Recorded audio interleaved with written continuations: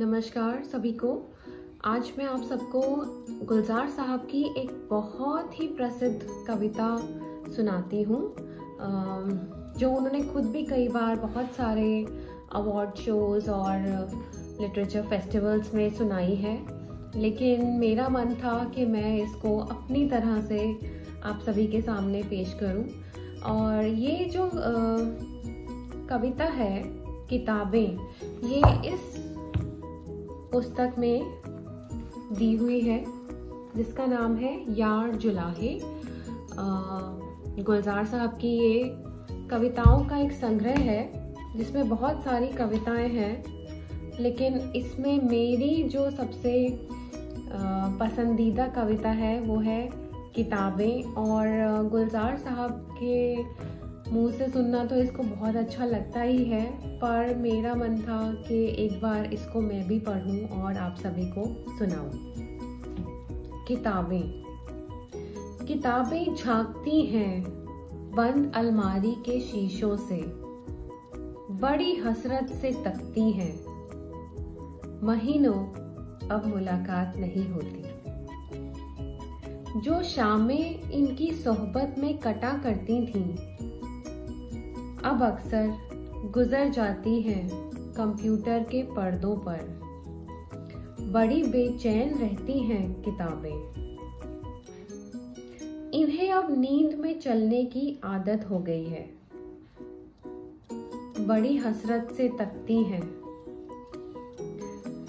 जो कदरें वो सुनाती थी कि जिनके सेल कभी मरते नहीं थे, वो कदरें अब नजर आती नहीं घर में।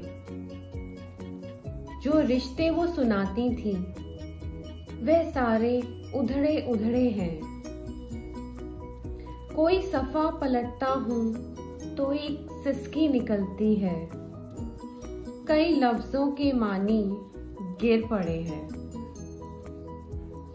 बिना पत्तों के सूखे ठूंठ लगते हैं वो अब अल्फाज, जिन पर अब कोई मानी नहीं उगते।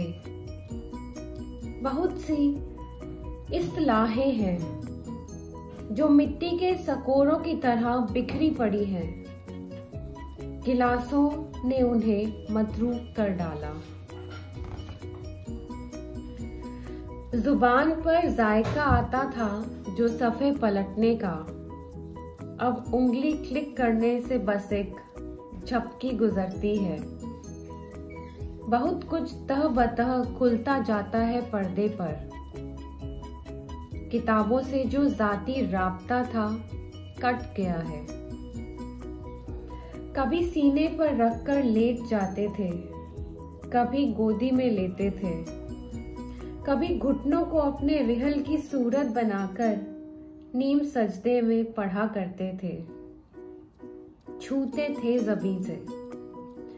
वो सारा इल्म तो मिलता रहेगा आइंदा भी, मगर वो जो किताबों में मिला करते थे सूखे फूल और महके हुए रुक्के, उनका क्या होगा? वो शायद अब नहीं होंगे। तो ये कविता थी गुलजार साहब की किताबें।